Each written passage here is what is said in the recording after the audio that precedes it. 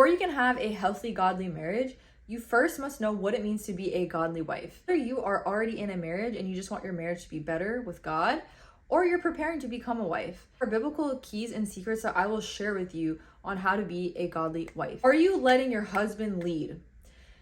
The proper order that God wants in a marriage is Christ up here, then your husband, then you.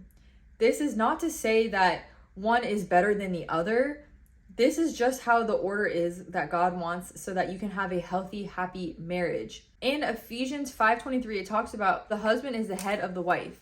God has placed a special role of the husband to be the leader in the family to help lead you guys in a perfect direction that God has, the perfect purpose, the perfect call or vision that he has for your family. If you guys are not operating in the proper order of Christ, husband, then you as a wife, to experience chaos, confusion. So know your roles. Know that your husband is the leader of your family. Allow him to lead and make those proper decisions. You're obviously there to help him make those decisions, but he should be in his role. You should be in your role. Being submitted to Christ allows you guys to share the same mindset with Christ and be on the same page. Because if you guys are not on the same page and you're not operating in the perfect roles that God has for you, then there will be chaos, there will be dysfunction. Now, to my next point, are you a helper to your husband? Are you helping your husband in the call or the vision that God has for his life and for your family?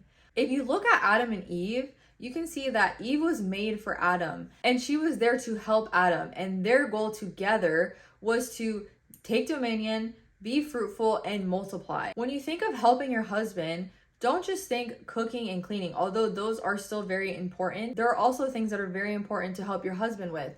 Are you praying for him? Are you encouraging him? Are you being positive? Are you negative? Are you always coming to him about all your problems? Of course, you can go to your husband about your problems, but you should go to Christ first. Because if you guys are both looking to each other to complete you and to make you whole, that is the wrong mindset. You want to look to God to complete both of you, and then you guys can both come together as one under Christ. My third point is to check your attitude.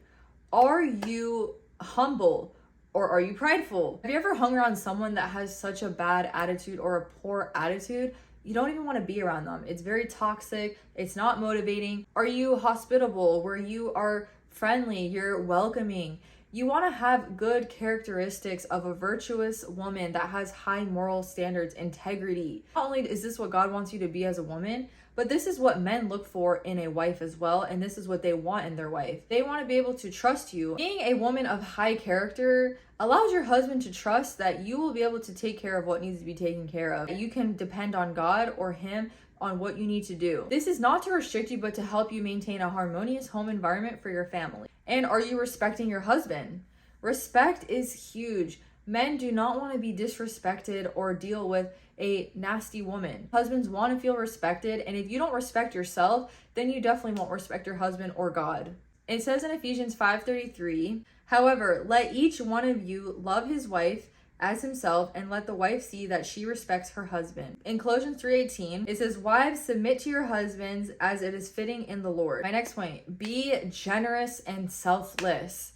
When you are in a marriage, it is no longer about you. It is about putting that other person first and what their needs are, even sometimes before your own. And sometimes you will make those sacrifices that are hard, but it is well worth it. You should always be putting each other first in the marriage. This is what creates a long-lasting commitment towards each other. Putting the needs and interests of others before your own shows that you have the heart of God, as this core principle was exemplified in Jesus' life and teachings. That is demonstrating God's love and the reflection of God's nature, which is so important in a healthy marriage and being a godly wife. My last point is having good communication.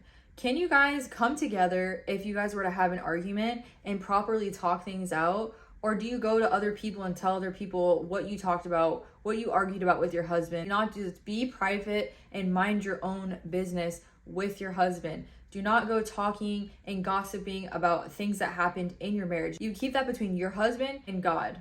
Some key things on having good communication is listening before speaking, controlling your tongue, because life and death are in the power of the tongue in Proverbs. In the book of Proverbs, it talks about this. And try to avoid those foolish arguments that lead to nothing.